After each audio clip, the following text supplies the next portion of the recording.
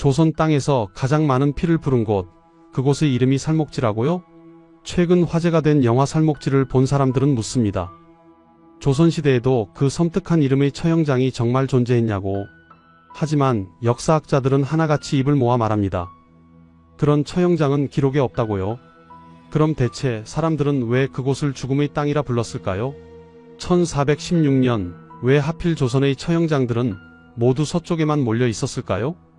오늘 여러분과 함께 파헤쳐 볼 이야기는 지도에도 기록에도 없는 죽음의 이름, 그 너머에 감춰진 진짜 피의 역사입니다. 이 이야기가 궁금하시다면 영상 끝까지 함께 해주시기 바랍니다. 구독과 좋아요는 저희에게 큰 힘이 됩니다. 서울 중구 서소문공원. 지하철을 타고 이곳을 지나가는 사람들은 모릅니다. 자신들의 발밑 430년 전 이곳에서 얼마나 많은 피가 흘렀는지를. 1504년 연산군 10년 조선왕조실록은 이렇게 기록합니다. 서소문 밖에서 죄인을 능지처 참한 후 머리를 베고 시신을 전시하여 묻 사람들에게 보였다. 이것이 서소문 밖 처형장의 첫 기록입니다. 이곳에는 특별한 우물이 있었습니다.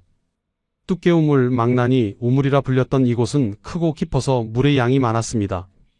평상시에는 우물의 덮개를 덮어두고 있다가 망나니가 사람을 죽이고 나서야 뚜껑을 열고 칼을 씻었다고 전해집니다. 사형 집행 당시의 모습은 더욱 섬뜩합니다. 망나니가 막걸리를 한 잔 마시고 칼날에 뿜어대며 죄인 주위를 돌면 가족이나 친지들이 돈을 던져주며 행하라는 팁을 주었습니다. 가급적 고통을 주지 말고 단칼에 죽여달라는 부탁이었습니다. 1801년 신유박해 때는 정약종과 이승훈이 이곳에서 참형을 당했습니다. 1811년 밀란을 일으킨 홍경래의 목이 이곳에 효수되었습니다. 1839년 기해박해, 1866년 병인박해를 거치며 100명 가까운 천주교인이 처형되었습니다. 1894년에는 동학농민운동 지도자 김계남의 머리가 전주에서 베어져 이곳까지 압송되어 효수되었습니다. 그런데 왜 하필 서소문이었을까요? 왜 조선의 처형장들은 모두 서쪽에 있었을까요? 그리고 살목지라는 처형장은 정말 존재했을까요? 이 궁금증을 풀기 위해서는 430년 전으로 거슬러 올라가야 합니다. 1416년 태종 16년 예조가 임금에게 아뢰었습니다. 사형장을 서소문 밖 성밑 심리 양천 지방, 예전의 공안 북쪽으로 정하소서. 태종실록에 기록된 이 문장이 조선시대 공식 처형장의 시작입니다. 서쪽, 왜 하필 서쪽이었을까요? 유교 경전인 예기에는 이렇게 적혀 있습니다. 형장은 사직단 우측에 있어야 한다. 경복궁에서 바라볼 때 사직단의 우측이 바로 서쪽이었습니다. 중국 신화 속 서왕모는 죽음과 어둠을 관장하는 반인반수의 여신이었습니다. 그녀는 서쪽 끝 신령스러운 산인 곤륜산에 살면서 다양한 재앙을 내리고 5가지 형벌을 집행했습니다.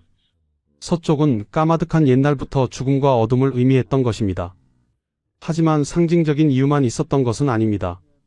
실용적인 이유도 있었습니다. 서소문 밖은 형조와 의금부에서 가까웠습니다. 최종 판결을 내리는 관청들과 가까운 곳에 처형장을 두면 신속한 집행이 가능했습니다. 또한 이곳은 칠패시장과 인접해 있었습니다. 삼남지방에서 올라온 물류가 집결하는 교통요지였고 사람들의 왕래가 많았습니다. 처형을 공개적으로 진행하여 일벌백계의 효과를 노릴 수 있었던 것입니다. 서소문 밖 내거리는 소위문이라고도 불렸던 서소문 근처에 있었습니다. 아현에서 서소문으로 향하는 길에 위치한 이곳은 강화도를 거쳐 양화진, 마포, 용산 나루터에 도착한 삼남지방의 물류가 집결되어 도성으로 반입되는 통로였습니다. 도성 내외를 잇는 육로가 교차되어 성저 심리 내 번화한 지역 중 하나였습니다. 이러한 위치적 특성으로 서소문 밖 내거리는 17세기 후반에서 18세기에 칠패시장과 서소문 밖 시장이 서로 이어지며 번성의 종루가상, 이현과 함께 한양의 대표적 시장으로 성장했습니다. 당시 서소문 밖과 칠패시장에서는 시전상인 외에도 평시서에 등록되지 않은 난전상인들에 의한 활발한 상행위가 이루어졌는데 특히 어물과 채소의 거래량이 많았습니다. 바로 이런 번화한 곳에서 공개 처형을 진행했던 것입니다. 만 백성이 보는 앞에서 죄인의 목을 베고 그 머리를 며칠 동안 매달아두는 것, 이것이 조선의 사형제도였습니다. 조선시대 사형은 단순하지 않았습니다. 죄의 경중에 따라 4가지 등급으로 나뉘었습니다. 가장 낮은 등급은 사사형이었습니다. 임금이 죄인에게 사약을 내려죽게 하는 형벌입니다. 신분이 높은 양반이나 왕족에게 체면을 차려주는 방식이었습니다. 그 다음이 교수형입니다. 목을 매달아 죽이는 형벌이지만 시신은 온전했습니다. 세 번째가 참형입니다. 칼로 목을 베어 죽이는 형벌입니다. 참형은 다시 두 가지로 나뉘었습니다. 대시참형은 가을과 겨울을 기다려 형을 집행하는 방식이고, 부대시참형은 때를 가리지 않고 즉시 형을 집행하는 방식이었습니다. 가장 높은 등급의 극형이 능지처사형입니다. 능기처참이라고도 불리는 이 형벌은 되도록 천천히 고통을 극대화하면서 사형에 처하는 극형이었습니다. 먼저 신체의 살을 잘게 저미거나 신체의 특정한 수개처에 칼질을 하여 상처를 내고 목을 베는 것입니다. 능지처사에 처한 자는 그 시체의 매장까지도 허용되지 않았고 목과 사지를 전국 팔도에 조리 돌렸습니다. 이 네 가지 사형 중에서 사사형과 교수형은 비공개형이었습니다. 전옥서 등 감옥 내부의 특별한 처형장에서 사무적이고 능숙하게 처리되었습니다. 1878년 프랑스 선교사 리델의 기록에 따르면 효수형이 감옥 내 특별한 처형장에서 비공개로 집행되었다고 합니다. 형이 집행되고 나면 감옥에 남은 죄수들은 밥알 한 톨도 삼키지 못할 정도로 정신적 공황에 빠졌고, 죽은 죄수의 귀신이 붙을까봐 밖을 향해 연달아 침을 뱉는 이상 행동을 보였다고 합니다. 반면 참형과 능지처 사형은 공개형이 원칙이었습니다. 만 백성이 보는 앞에서 처형을 진행하여 경각심을 주는 것이 목적이었습니다. 대시참형은 형률의 적용을 받아 형조, 포도청, 의금부가 집행을 맡았고, 군율 적용을 받는 부대시참형은 군 관련 기관이 형 집행을 맡았습니다. 처형 장소도 각각 달랐습니다. 비공개 사형은 감옥 내부에서 이루어졌지만, 공개 사형은 서소문 밖, 새남터, 당고개, 양화진, 시구문 밖 등 여러 곳에서 이루어졌습니다. 서소문 밖은 일반 사형수들이 주로 처형되던 곳이었습니다. 새남터는 성직자나 지도층 신자들의 처형이 이루어진 곳입니다. 당고개는 상인들의 요청으로 일시적으로 처형장이 옮겨진 곳이고, 양화진은 프랑스 함대와 관련된 사건으로 천주교인들이 처형된 곳입니다. 시구문 밖 지금의 미아리 일대는 모반죄인들이 처형되던 곳이었습니다. 1891년 2월 6일 영국의 화가이자 여행가인 아놀드 세비지 랜도어는 시구문 밖에서 진행된 처형 장면을 목격했습니다. 궁궐로 쳐들어가는 별난을 기도하다가 체포된 이근흥, 윤태선, 승려 가허 등 7명이 참수되어 효수되었습니다. 처형을 맡은 군대는 총어영이었고 처형 장소는 시구문 밖의 지금의 미아리 일대였습니다. 이렇게 조선시대 사형은 죄의 경중, 신분, 범죄의 종류에 따라 처형 방법과 장소가 엄격히 구분되어 있었습니다. 서소문 밖 내거리에서 처음 능지처참 기록이 나타난 것은 1504년 연산군 10년의 일입니다. 이후 서소문 밖 형장에서는 참형뿐만 아니라 효수경중도 이루어졌습니다. 효수경중이란 목을 베어 머리를 매달아 무사람을 경계하는 것입니다. 뚝개우물은 이곳의 상징적인 존재였습니다. 우물이 크고 깊으며 물의 양이 많아 늘 흘러내려 평상시에는 우물의 덮개를 덮어두고 있다가 망나니가 사람을 죽이고 나서야 뚜껑을 열고 칼을 씻었습니다. 사형 집행 당시 망나니가 막걸리를 한 잔 마시고 칼날에 뿜어대며 죄인 주위를 돌 때 가족이나 친지들이 돈을 던져주며 행하라는 팁을 주었습니다. 가급적 고통을 주지 말고 단칼에 베어달라는 부탁이었습니다. 망나니는 조선시대 사형 집행인을 말합니다. 워낙에 천한 일을 하는 자들이라서 이들 사형 집행인과 집행 장면에 대해서는 남아있는 기록이 별로 없습니다. 일제강 점기에 경성 형무소장을 역임했던 나카하시 마사요시는 1936년에 쓴 책에서 전해오는 이야기라는 단서를 달아 망나니의 행동을 묘사했습니다. 형을 집행할 때 망나니는 칼을 머리 위로 쳐든 채 잠시 동안 난무를 추고 스스로 흥분 상태에 들어간 때 그 여세로 칼을 내리쳐 한 칼에 참했다고 합니다. 조선시대 사형 집행인은 소속 기관에 따라 크게 세 부류로 나뉩니다. 전옥서 소속 행행쇠장, 포도청 소속 굴레, 의금부 소속 나장이 있었습니다. 연려실 기술에는 명종 때 을사사화에 연루되어 처형된 윤준에 대한 이야기가 나옵니다. 윤준이 수레에 실려서 처형장으로 끌려갈 때 그 아내가 길가에서 울고 있었더니 회자수 두어 사람이 돈을 달라고 요구했습니다. 그러자 윤준이 그 아내를 보고 돈 준다고 내가 죽음을 면하겠는가라고 거절하자 화가 난 회자수가 노해서 지극히 혹독하게 처형했다고 합니다. 서소문 밖 형장에서는 수많은 사람들이 목숨을 잃었습니다.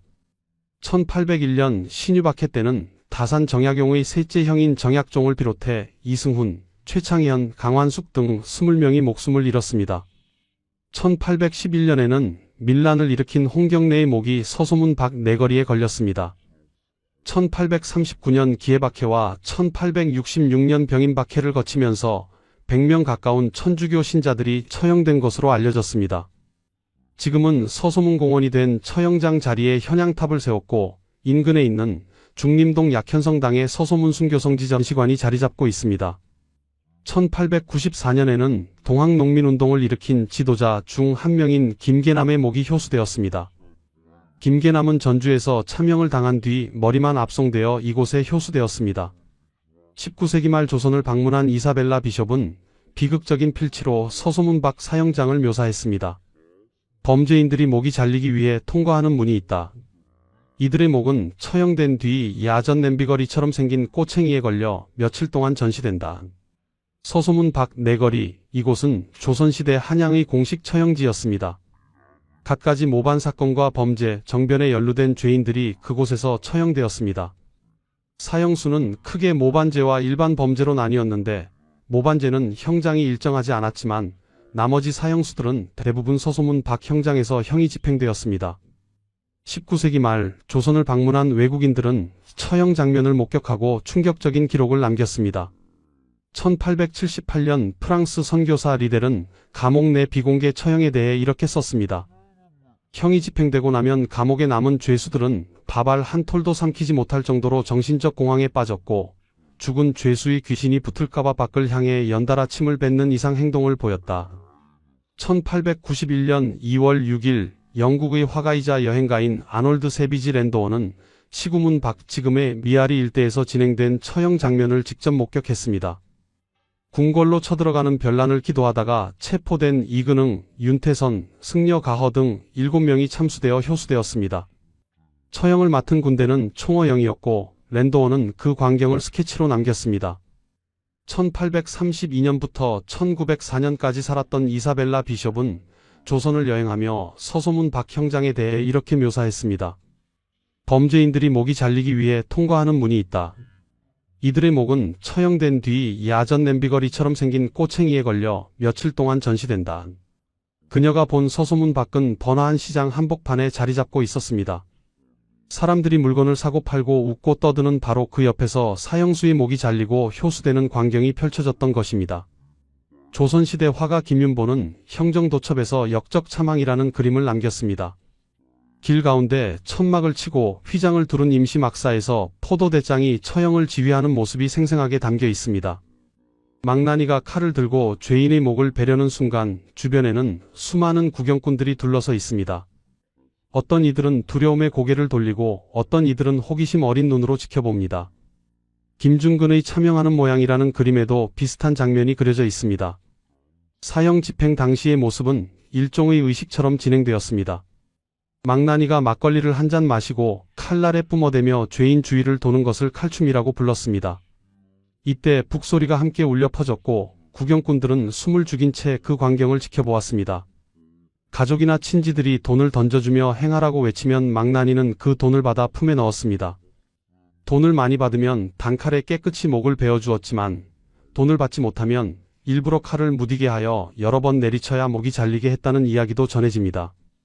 연려실 기술에 나오는 윤준의 이야기가 바로 그런 경우였습니다. 회자수 사형 집행인이 돈을 달라고 요구했지만 윤준이 돈 준다고 내가 죽음을 면하겠는가라고 거절하자 화가 난 회자수가 지극히 혹독하게 처형했다고 기록되어 있습니다. 처형이 끝나면 목은 장대에 매달렸습니다. 효수라고 불리는 이 방식은 죄인의 목을 높은 곳에 걸어 만백성에게 보이는 것이었습니다.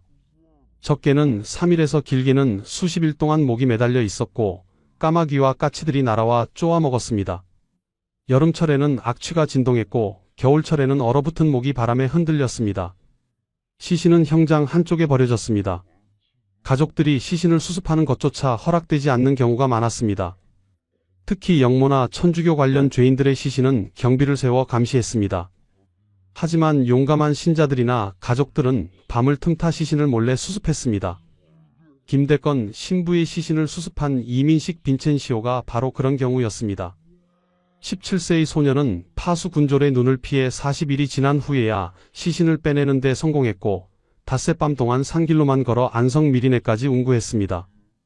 1839년 기해박해 때 순교한 앵베르 주교와 모방 샤스탕 신부의 시신도 20일 후 용감한 신자들이 수습하여 노고산에 안장했습니다. 황사영의 백서와 조선 신자들이 북경 주교에게 보낸 서한에는 이런 기록이 있습니다. 순교자의 머리는 장대에 매달렸고 시신은 5날 5밤 동안 그대로 버려져 있었다. 그러나 매일 밤 찬란한 빛이 시신 위에 나타났다가 사라지곤 하였다. 신앙의 눈으로 본 기적의 기록입니다. 처형장은 공포의 장소였지만 동시에 신앙의 증거가 이루어지는 장소이기도 했습니다.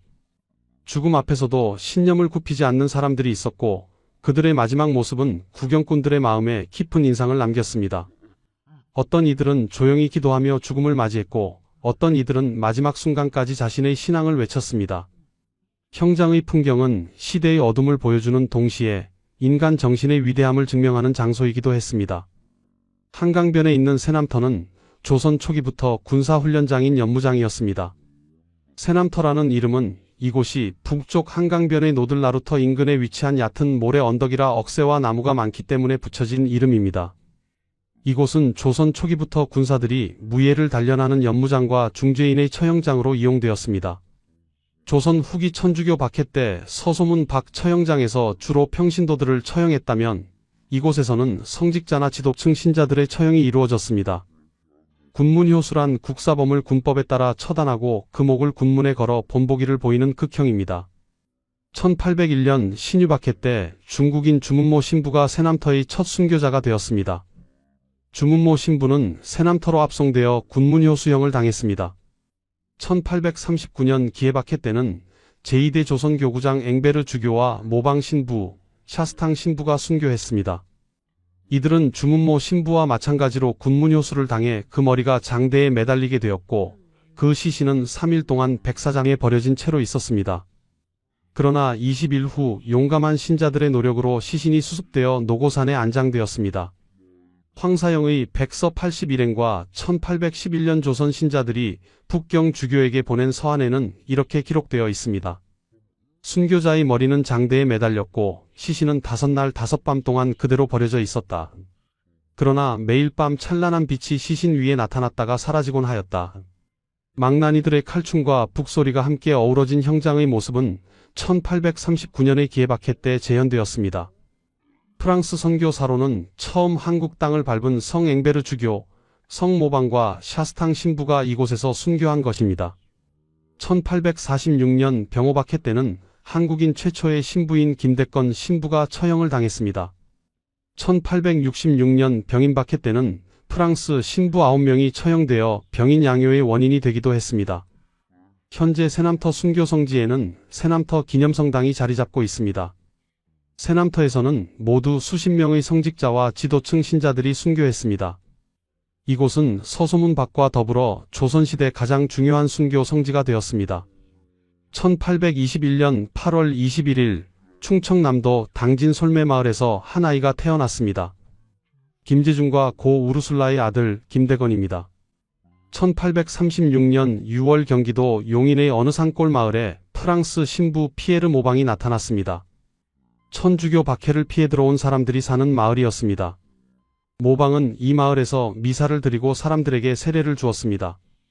그가 세례를 준 사람 중에는 세례명이 김안드레아라는 15세 소년이 있었습니다. 그 소년이 바로 김대건입니다. 모방은 김대건을 주의 깊게 살펴보았습니다. 소년은 똑똑했고 성격이 굳세였으며 진실한 신앙심을 갖고 있었습니다. 1836년 7월 김대건은 모방에게 예비 신학생으로 뽑혀 한성으로 올라갔습니다. 그해 12월 김대건, 최양업, 최방재 등 세 신학생은 모방 신부의 소개장을 가지고 마카오로 유학을 하러 갔습니다. 그들은 중국 북경을 거쳐 7개월 만에 마카오에 도착했습니다. 마카오에는 프랑스 신부들이 운영하는 파리외방 전교회가 있었습니다. 김대건은 몸이 약했던 탓에 늘 잔병 치레를 해야 했지만 서양 학문과 성서를 체계적으로 열심히 배웠습니다. 1845년 8월 17일 김대건은 중국 상해 김가항성당에서 사제품을 받았습니다. 한국인 최초의 사제가 된 것입니다. 그로부터 2주일 뒤인 8월 31일 상해를 출발하여 제주에 표착했다가 10월 12일 충청도 강경을 통해 귀국했습니다. 11월부터 서울과 경기도 용인 일대에서 활동했습니다. 1846년 5월 프랑스 선교사들의 해상 입국로를 개척하기 위해 황해도로 갔습니다. 5월 13일 마포를 출발하여 황해도로 갔으며 백령도 인근에서 중국배를 만나 편지를 전달한 뒤 순이도 등산진에 도착했다가 6월 5일 관군에 체포되었습니다. 해주 가명과 서울 포도청에서 문초를 받는 과정에서 천주교 사제 신분과 해외 유학 사실이 밝혀지고 국금을 어긴 사실이 드러났습니다. 학식이 출중했던 김대건은 옥중에서 몇몇 대신의 부탁으로 세계 지리에 관한 책을 만들었고 영국에서 만든 세계 지도를 라틴어 실력을 발휘하여 우리말로 옮기고 색칠하기도 했습니다. 김대건이 옮긴 지도는 헌종에게 바쳐졌습니다. 일부 대신들은 김대건의 박학다식함을 아깝게 생각하여 구명운동을 벌였습니다.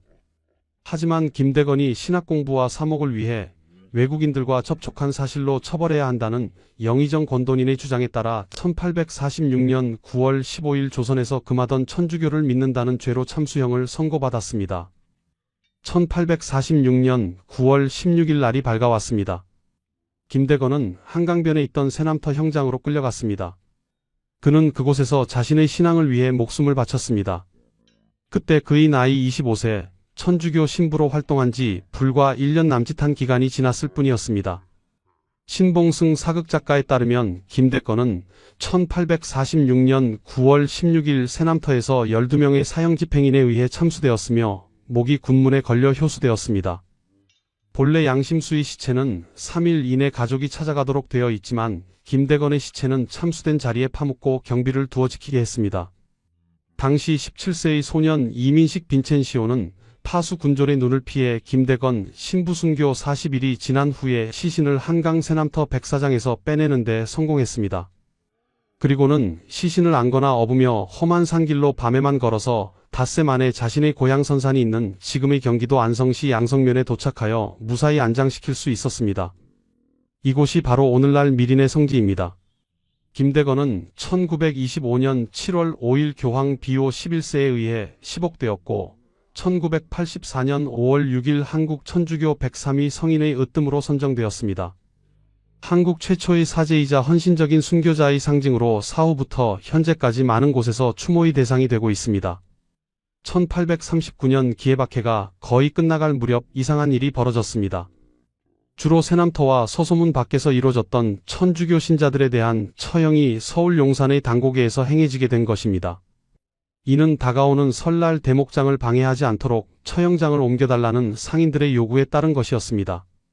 서소문 밖 내거리가 아닌 다른 곳으로 처형지를 옮겨달라고 요청해 한강가로 조금 나간 당고개에서 신자들을 처형한 것입니다.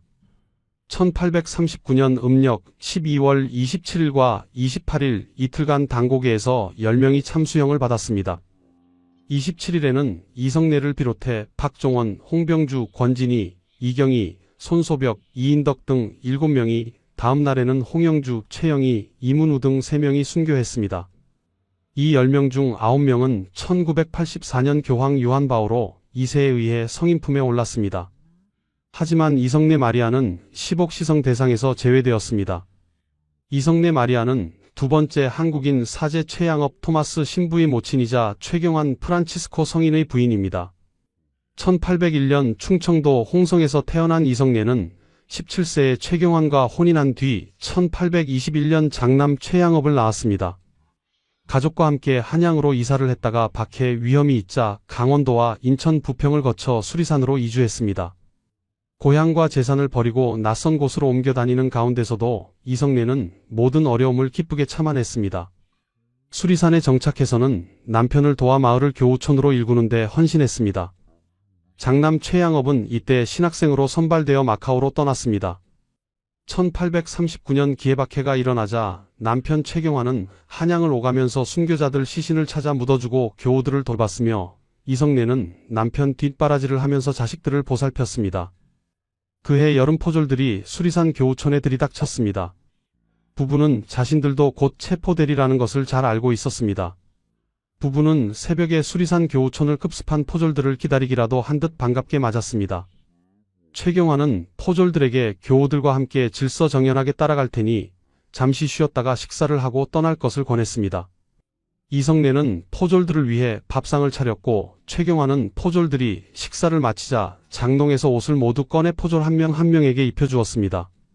순교하면 필요 없게 되는 옷이었습니다. 이성내도 젖먹이를 포함한 아들 5명을 데리고 남편을 따랐으며 신자들이 달아날 염려가 없다는 것을 안 포졸들은 이들을 오랏줄로 묶지도 않았습니다. 부부는 포도청에서 팔이 부러지고 살이 찢어질 정도로 문초와 형벌을 받았지만 용감하게 신앙을 증언했습니다. 남편 최경환은 옥사했습니다. 하지만 이성내에게는 육체적 고통보다 자녀들이 겪는 고통이 더욱 크게 다가왔습니다.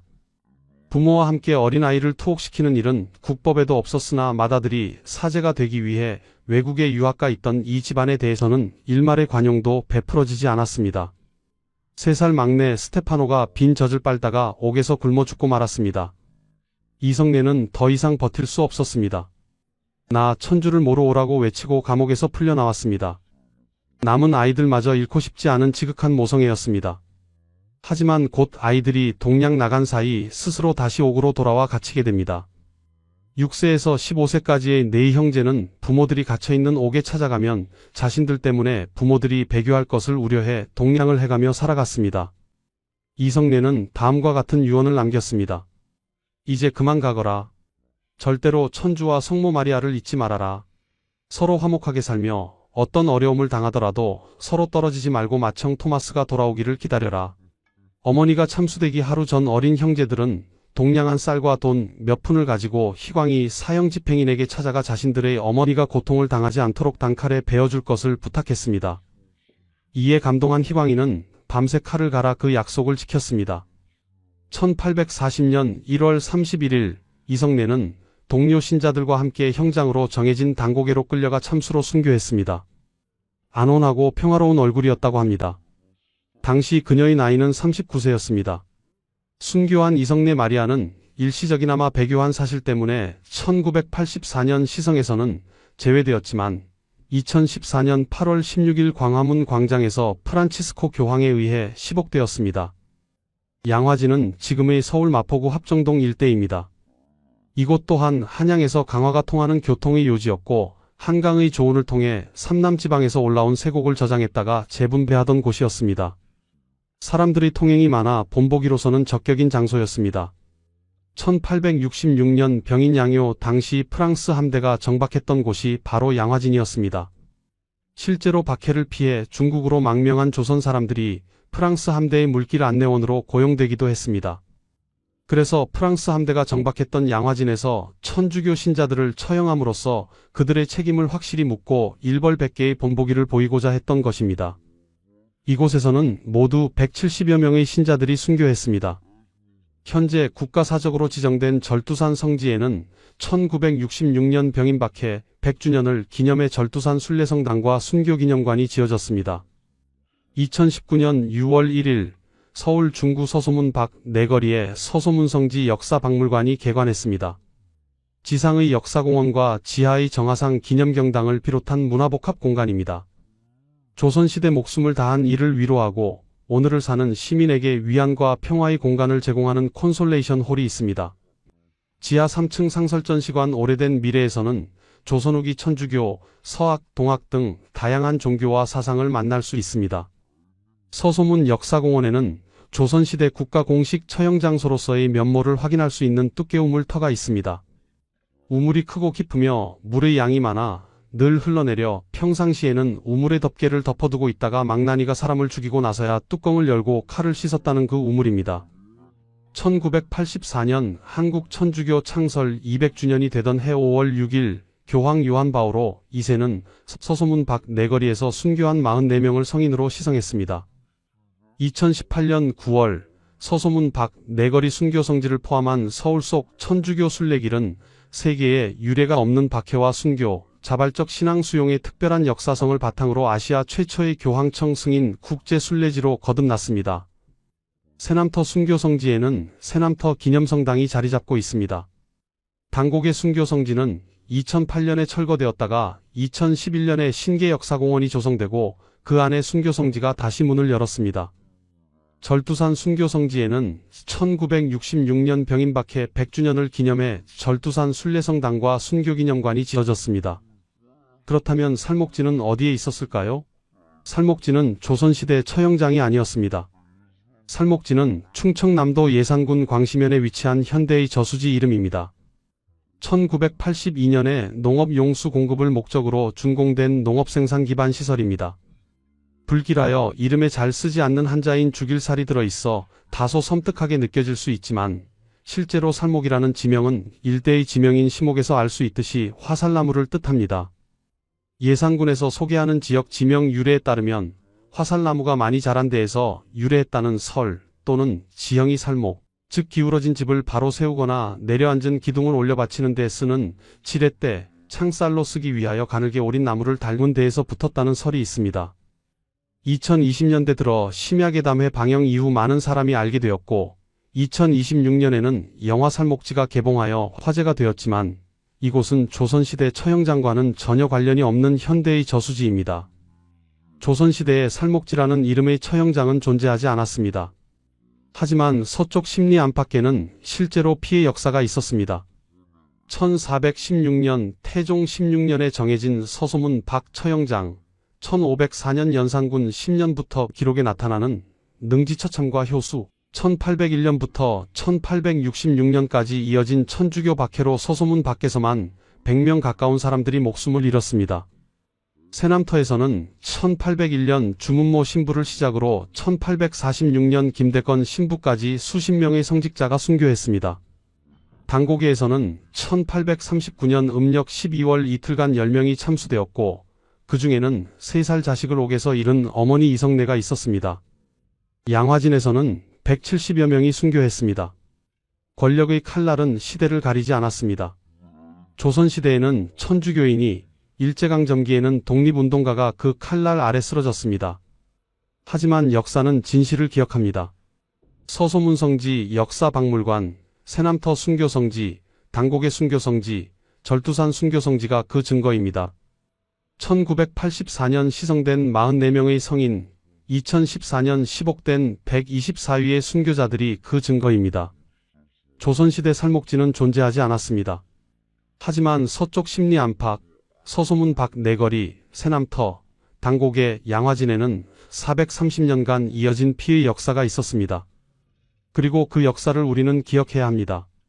지금까지 조선시대 처형장의 역사를 함께 살펴보았습니다. 이 영상이 여러분께 작은 깨달음이 되었기를 바랍니다. 구독과 좋아요 부탁드립니다. 다음에 또 만나요. 태어나자마자 어머니를 잃었습니다. 하지만 할아버지 세종대왕은 이 아이를 등에 업고 다닐 정도로 아꼈죠. 조선 역사상 이보다 더 완벽한 정통성을 가진 후계자는 없었습니다. 모두가 이 아이의 앞날이 탄탄대로일 거라 믿었습니다.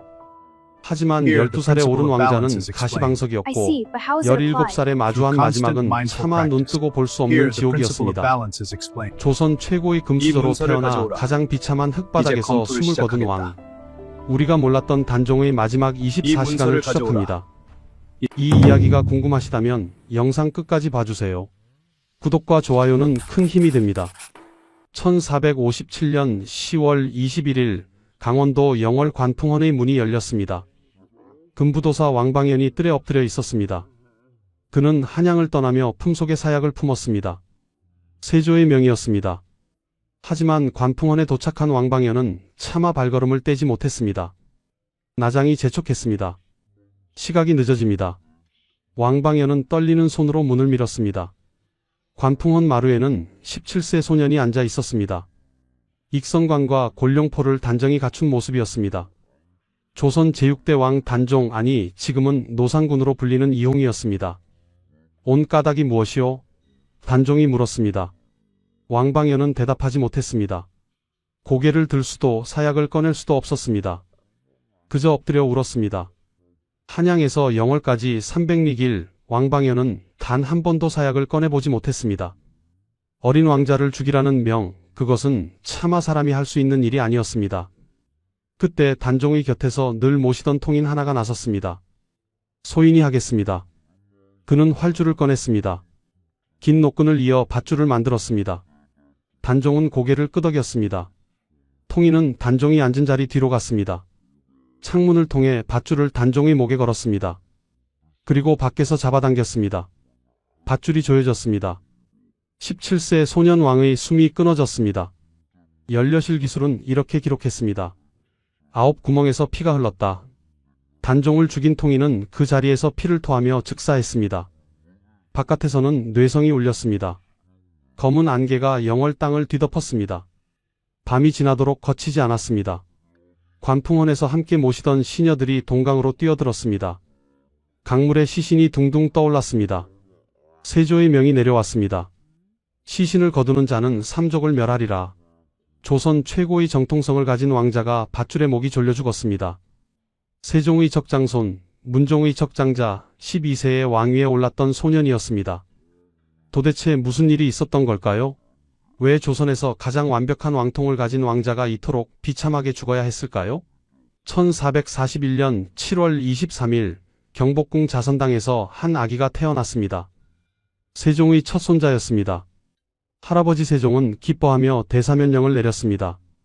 미결수와 2급 이하 죄수를 모두 풀어주었습니다. 그런데 사면령을 낭독하던 중 용상 근처의 큰 초가 땅에 떨어졌습니다. 세종은 즉시 치우라 명했습니다. 불길한 징조였습니다. 그리고 다음 날 비극이 시작되었습니다. 아기를 낳은 세자빈 권씨가 산후결로 사망한 것입니다. 나이 24세, 아들의 얼굴을 제대로 보지도 못하고 세상을 떠났습니다. 훗날 문종이 즉위하며 현덕왕후로 추존되는 그녀였습니다. 태어난 다음 날 어머니를 잃은 아기, 그의 이름은 이홍이었습니다. 조선 왕 중 드물게 세 글자 이름을 가진 왕자였습니다. 세종은 손자를 각별히 아꼈습니다. 등에 업고 다니며 총애했습니다. 숙종실록은 이렇게 기록했습니다. 어진 명성과 아름다운 태도를 지녔으며 세손으로서 어린 시절부터 세종이 등에 업어주는 사랑을 입었다. 1448년 4월 홍희는 8세의 나이로 왕세손에 책봉되었습니다. 할아버지 세종이 직접 명했습니다. 2년 뒤 1450년 세종이 승하했습니다. 아버지 문종이 왕위에 올랐고 홍희는 10세의 왕세자가 되었습니다. 문종은 세자를 위해 서연을 열었습니다. 좌빈객 이계와 우사경 유성원에게 세자 교육을 부탁했습니다. 이 아이를 잘 가르쳐 주시오. 문종의 간곡한 부탁이었습니다. 홍희는 총명했습니다. 문종실록은 기록했습니다. 타고난 자질이 뛰어나게 총명하여 학문이 날로 향상되었다. 세종의 적장손, 문종의 적장자, 완벽한 정통성을 가진 왕세자였습니다. 조선 역사상 이보다 확실한 왕위 계승자는 없었습니다. 하지만 이 완벽한 정통성이 오히려 비극의 씨앗이 되리라는 것을 그때는 아무도 몰랐습니다. 문종에게는 다른 아들이 없었습니다. 오직 홍희뿐이었습니다. 세종에게는 아들이 많았습니다. 장남 문종, 차남 수양대군, 삼남 안평대군, 그리고 여러 대군들이 있었습니다. 특히 수양대군은 무예가 뛰어났습니다. 16발의 화살로 16마리 사슴을 잡아 세종의 칭찬을 받았습니다. 태조를 닮았구나. 안평대군은 문예에 뛰어났습니다. 시서와 삼절이라 불렸습니다. 당대 최고의 서예가였습니다. 문종이 학자적 기질을 대표한다면 수양대군은 무인의 기상을, 안평대군은 예술가의 풍모를 보였습니다. 하지만 그들은 모두 신하였습니다. 왕위는 문종의 아들 홍희에게 갈 것이 분명했습니다. 1452년 5월 14일 운명의 날이 왔습니다. 문종이 경복궁 천추전에서 승하한 것입니다. 제위 2년 나이 38세였습니다. 세종의 3년상을 치르며 지나치게 슬퍼한 탓이었습니다. 등창이 악화되어 끝내 목숨을 잃었습니다. 문종은 임종 직전 대신들을 불렀습니다. 영의정 황보인, 좌의정 김종서, 우의정 정분을 침상 앞에 불렀습니다. 내 아들을 잘 보살펴 주시오. 고명 대신에게 어린 아들을 부탁하는 유언이었습니다.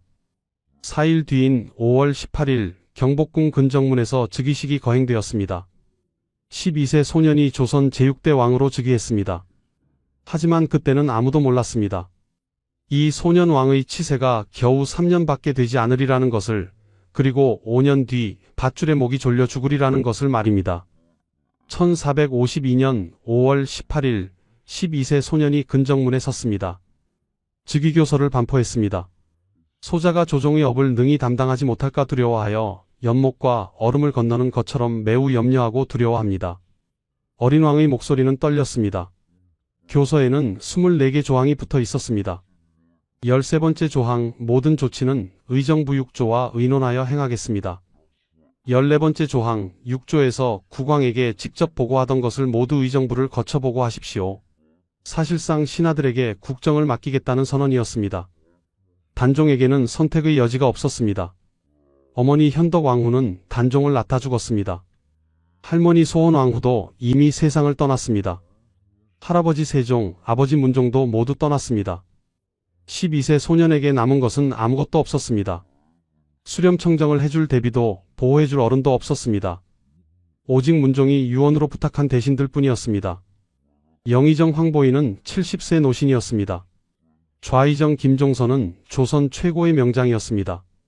세종 때 사군 육진을 개척한 영웅이었습니다. 북방의 여진족을 몰아내고 압록강과 두만강까지 국경을 확정한 공신이었습니다. 문무를 겸비한 대신이었습니다. 단종은 이들에게 의지할 수밖에 없었습니다. 하지만 문제가 생겼습니다. 인사 문제였습니다. 관리를 임명할 때 3명을 추천하면 왕이 그중 1명을 낙점하는 것이 원칙이었습니다. 그런데 대신들이 3명 중 1명에게 황표라는 노란 표시를 붙여 올렸습니다. 왕은 황표가 붙은 사람을 그대로 낙점했습니다. 사람들은 이것을 황표정사라고 불렀습니다. 왕권이 대신에게 좌지우지된다는 비난이었습니다. 단종도 이것을 알았습니다. 즉위 직후 분경금지법을 강화하려 했습니다. 대신들이 권력을 남용하지 못하도록 막으려는 시도였습니다. 하지만 대신들이 반발했습니다. 전하, 이것은 문종 대왕께서 정하신 제도입니다. 명분에 밀린 단종은 하루 만에 철회했습니다. 12세 소년에게 70세 대신과 맞서 싸울 힘은 없었습니다. 하지만 단종은 결코 어리석지 않았습니다. 시간이 흐르며 조금씩 자신의 목소리를 냈습니다. 신하들이 궁궐 안 불당을 허물자고 요청했을 때 단호하게 거절했습니다. 상왕께서 설치하신 것이니 폐지할 수 없다. 할아버지 세종에 대한 존경이었습니다. 동시에 왕권을 지키려는 의지였습니다. 그런데 문제는 다른 곳에 있었습니다. 세종의 아들들, 단종의 숙부들이었습니다. 당시 세종의 형 양녕대군이 아직 살아 있었습니다. 세종의 여러 아들들도 장년의 나이였습니다. 그 중에서도 수양대군과 안평대군의 위세가 대단했습니다. 사헌부에서 상소를 올렸습니다. 의정부 대신과 함께 대군에 대한 분경을 금지하소서. 대군들이 권력을 탐낸다는 경고였습니다.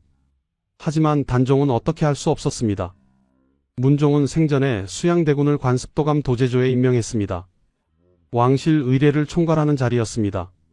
사간원에서 종친에게 실직을 주는 것이 옳지 않다고 탄핵했지만 문종은 듣지 않았습니다. 형제간의 우애를 믿었기 때문입니다. 수양대군은 문종을 깍듯이 모셨습니다. 형에게 효를 다했습니다. 문종실록에도 두 사람의 형제애가 기록되어 있습니다. 하지만 문종이 죽자 상황이 달라졌습니다. 수양대군의 눈빛이 변했습니다. 조카를 보는 숙부의 눈이 아니었습니다. 왕좌를 탐하는 야심가의 눈이었습니다. 1453년 9월 명에서 고명책인을 보내왔습니다. 사은사를 파견해야 했습니다. 수양대군이 사은사로 결정되었습니다. 수양대군의 측근 권람과 한명회가 만류했습니다. 대감께서 명으로 가시면 김종서 일파가 움직일 것입니다. 수양대군도 알았습니다. 자신이 한양을 비우는 순간 대신들이 움직이리라는 것을. 사은사 파견은 취소되었습니다. 한양의 공기는 점점 무거워졌습니다. 수양대군파와 김종서 황보인 대신파, 그리고 안평대군파가 서로를 견제했습니다. 12세 소년왕은 그 한가운데 갇혀 있었습니다. 1453년 10월 10일 밤 운명의 순간이 다가왔습니다. 1453년 10월 10일 밤 한양은 고요했습니다.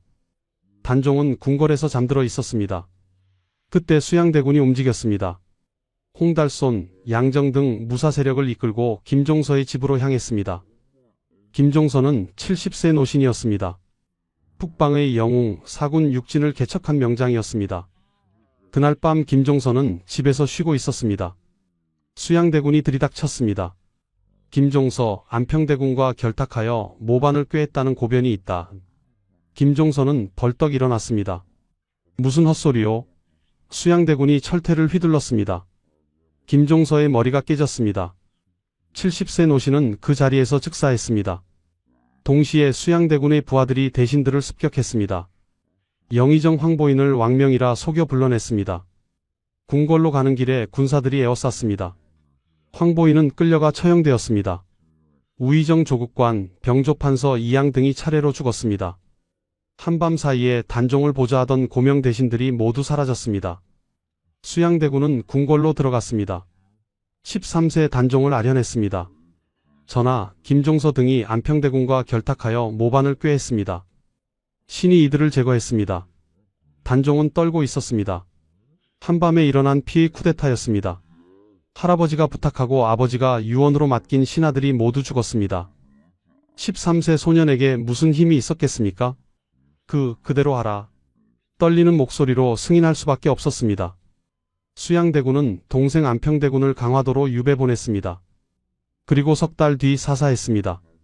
이것이 계유정난이었습니다. 계유년에 일어난 정난, 즉 어지러운 것을 바로잡았다는 뜻이었습니다. 하지만 실상은 쿠데타였습니다. 명분도 약했습니다. 김종서가 안평대군과 모반을 꾀했다는 증거는 어디에도 없었습니다. 단지 황표정사로 왕권이 약화되었다는 것이 구실이었습니다. 1454년 3월 수양대군은 논공행상을 정했습니다. 정난공신 1등에 자신을 올렸습니다.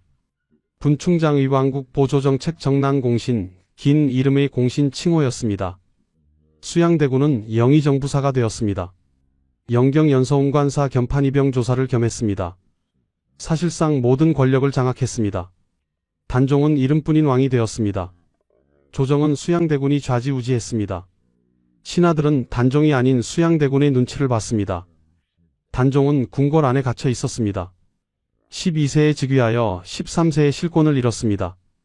그리고 1년이 더 흘렀습니다. 1455년 윤유월 11일 수양대군의 측근들이 상소를 올렸습니다. 한명회, 권람, 신숙주 등이었습니다. 전하께서는 나이가 어리시니 수양대군께 왕위를 물려주소서. 강요된 선이었습니다. 단종은 거부할 수 없었습니다. 내가 과연 어리니 숙부께서 왕위를 이으시오. 1455년 윤유월 11일 단종은 왕위에서 물러났습니다. 제위 3년 나이 15세였습니다. 수양대군이 왕위에 올랐습니다. 조선 제7대 왕 세조였습니다. 단종은 상왕이 되어 수강궁으로 옮겼습니다. 왕이 아니게 되었지만 아직 목숨은 붙어 있었습니다. 하지만 이것은 비극의 시작일 뿐이었습니다. 1455년 윤유월 11일 단종은 상왕이 되었습니다. 수강궁으로 거처를 옮겼습니다. 왕비 송씨도 함께 갔습니다. 훗날 정순왕후로 불리는 그녀였습니다. 정순왕후는 1440년생으로 단종보다 한 살 위였습니다. 1454년 단종 13세 때 가래를 올렸습니다. 영의정 송현수의 딸이었습니다. 송현수는 세조의 중마고우였습니다. 송현수의 여동생은 세조의 동생 영흥대군과 혼인했습니다. 집안끼리 매우 가까운 사이였습니다. 하지만 이것이 오히려 비극의 씨앗이 되었습니다. 수강궁에서 단종과 정순왕후는 조용히 살았습니다. 세조는 겉으로는 예를 갖췄습니다. 상왕에게 식료품과 일용품을 보냈습니다. 하지만 감시는 철저했습니다. 단종의 일거수일투족이 세조에게 보고되었습니다. 그런 가운데 1456년 6월 사건이 터졌습니다. 사육신 사건이었습니다. 성삼문, 박팽년, 이계, 하위지, 유성원, 유흥부 등이 단종 보기를 꾀했습니다. 이들은 집현전 출신의 학사들과 무관들이었습니다. 세종 때부터 단종을 보필하던 신하들이었습니다. 계획은 치밀했습니다. 명나라 사신 접대 연회 때 벼룬검을 설치하고 세조를 제거하기로 했습니다. 성삼문은 사전에 단종을 찾아갔습니다. 전하, 보기를 꾀하겠습니다. 단종은 칼을 하사했습니다. 지지의 표시였습니다. 하지만 계획은 발각되었습니다.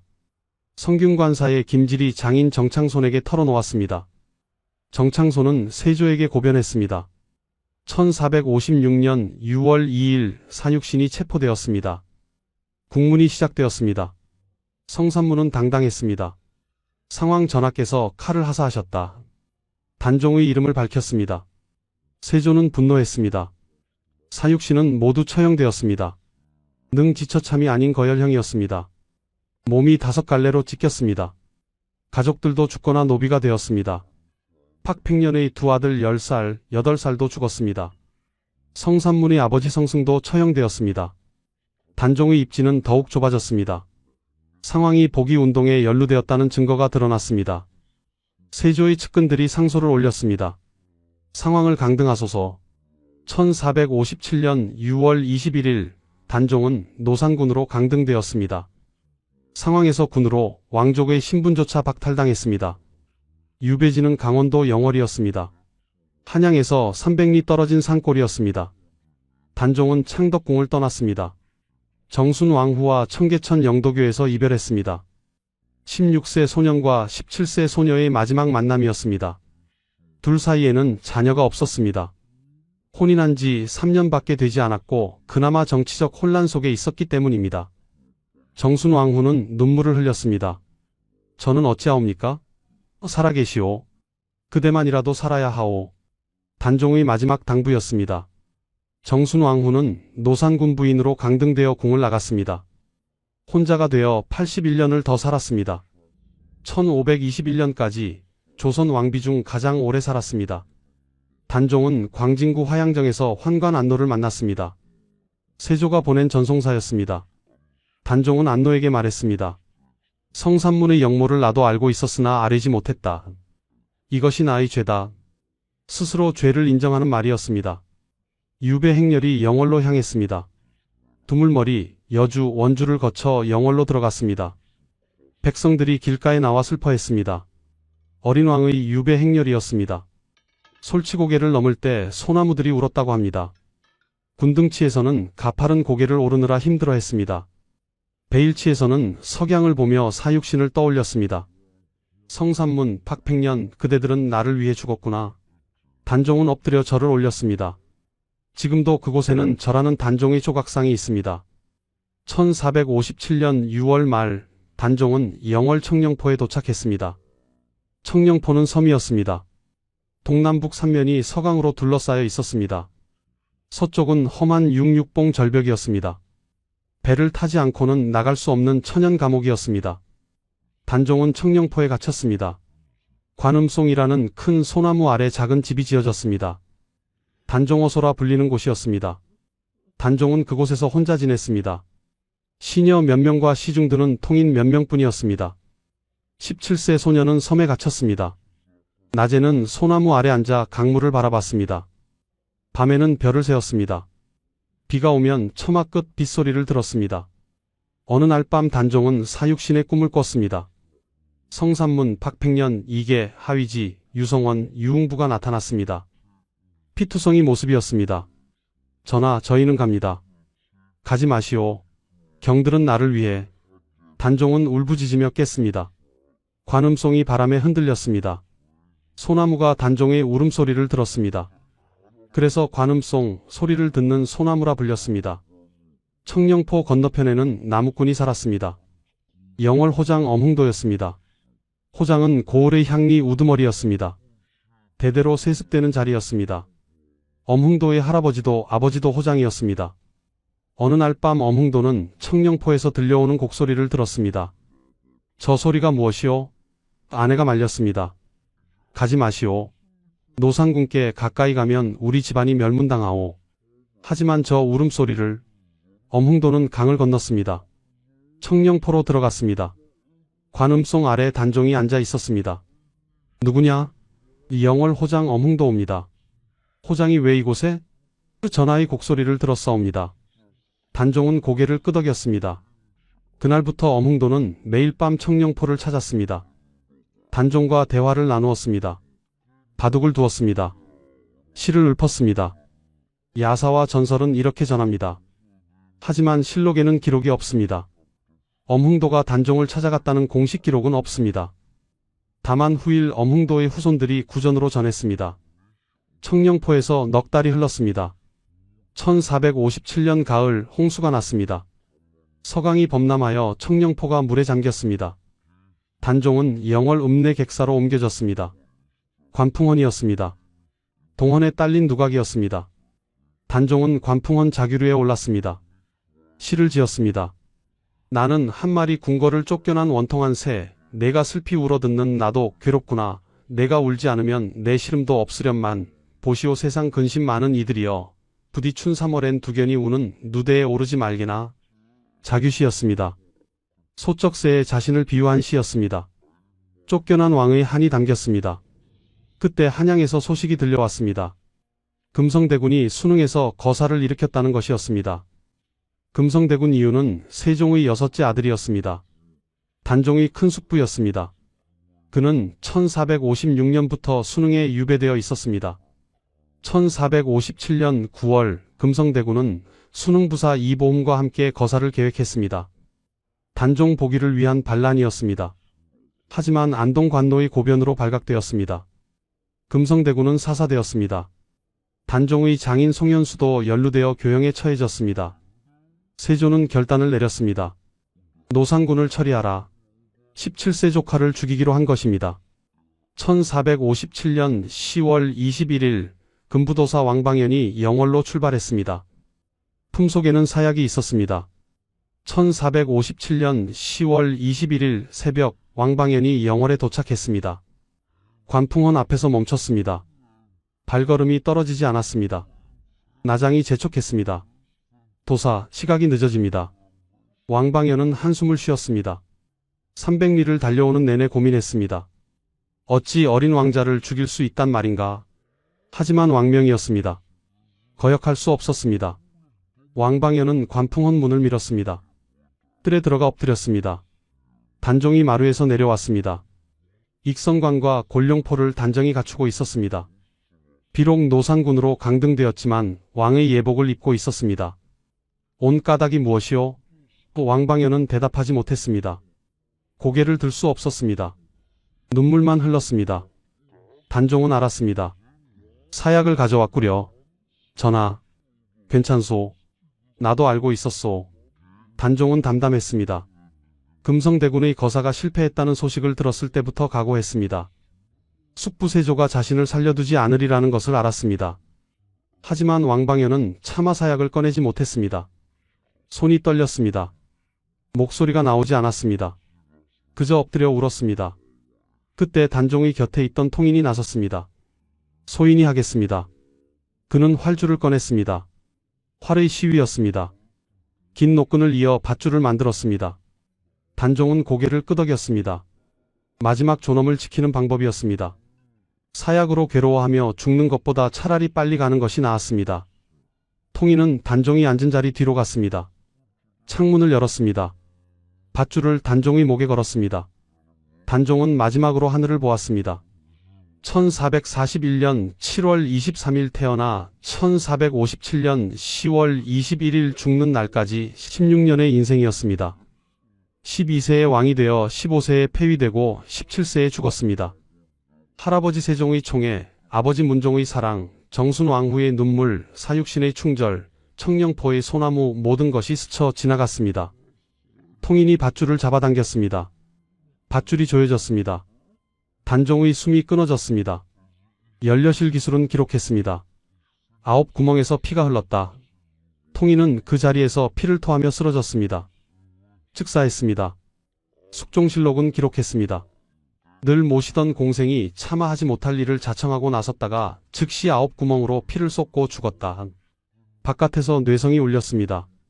영월 하늘이 검게 변했습니다. 검은 안개가 땅을 뒤덮었습니다. 밤이 지나도록 거치지 않았습니다. 관풍원에서 단종을 모시던 시녀들이 동강으로 뛰어들었습니다. 전하를 따르겠습니다. 하나둘 강물에 몸을 던졌습니다. 둥둥 떠오르는 시신이 강을 가득 메웠습니다. 이것도 전설입니다. 실록에는 없는 이야기입니다. 하지만 영월 사람들은 그렇게 기억했습니다. 왕방연은 한양으로 돌아가 보고 했습니다. 노상군이 졸했습니다. 세조실록은 기록했습니다. 노상군이 이를 듣고 또한 스스로 목매어서 졸하니 예로서 장사 지냈다. 거짓이었습니다. 자살이 아니라 타살이었습니다. 교살이었습니다. 예로서 장사 지낸 것도 거짓이었습니다. 시신은 방치되었습니다. 세조의 명이 내려왔습니다. 시신을 거두는 자는 삼족을 멸하리라. 엄흥도가 나섰습니다. 1457년 10월 22일 단종의 시신이 동강에 버려졌습니다. 아무도 거두지 못했습니다. 세조의 엄명 때문이었습니다. 시신을 거두는 자는 삼족을 멸하리라. 영월 사람들은 강가에 서서 울었습니다. 하지만 아무도 나서지 못했습니다. 며칠이 지났습니다. 까마귀와 솔개가 날아들었습니다. 시신을 쪼았습니다. 그때 한 사람이 나타났습니다. 영월 호장 엄흥도였습니다. 그는 관을 준비했습니다. 아전들과 백성을 모았습니다. 시신을 거두었습니다.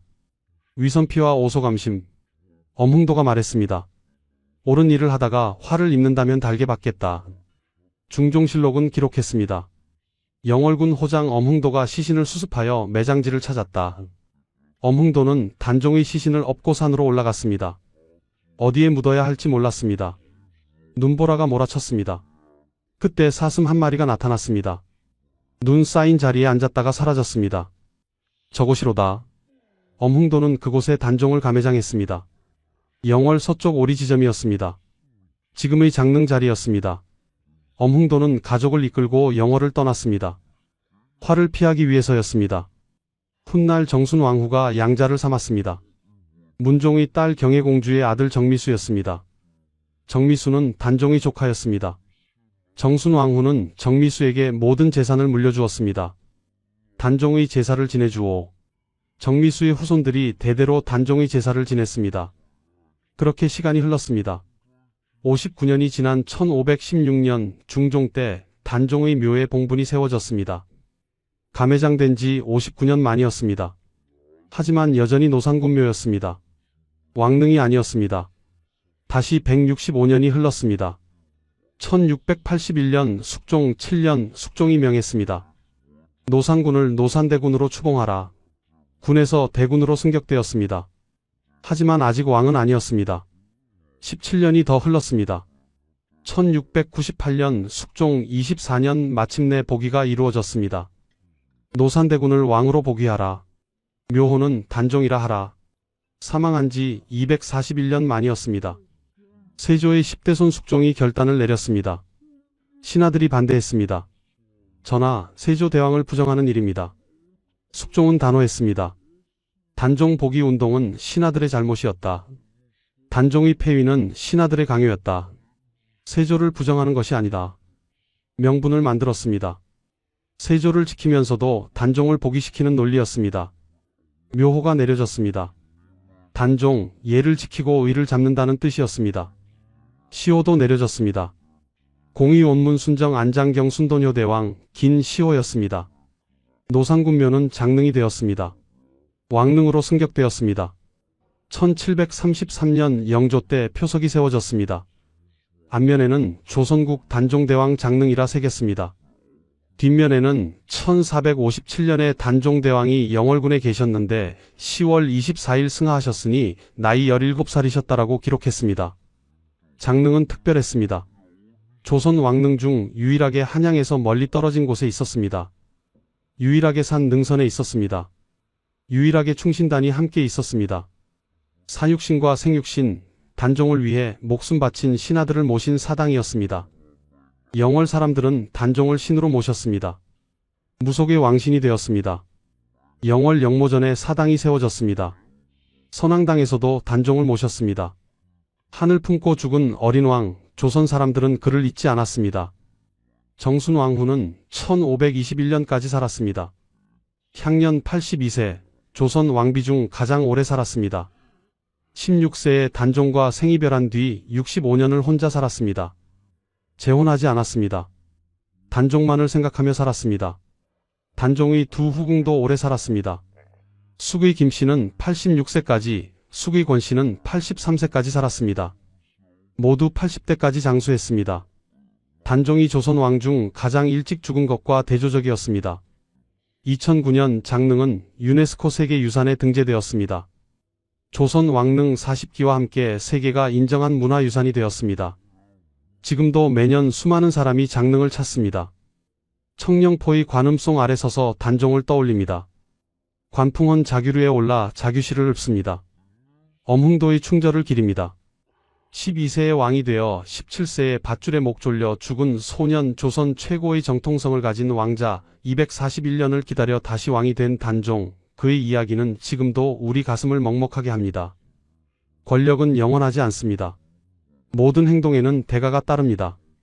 하지만 충절과 의리는 역사에 남습니다. 단종은 죽었지만 그를 기억하는 사람들의 마음속에서 영원히 살아 있습니다. 지금까지 단종의 이야기였습니다. 구독과 좋아요는 큰 힘이 됩니다. 감사합니다.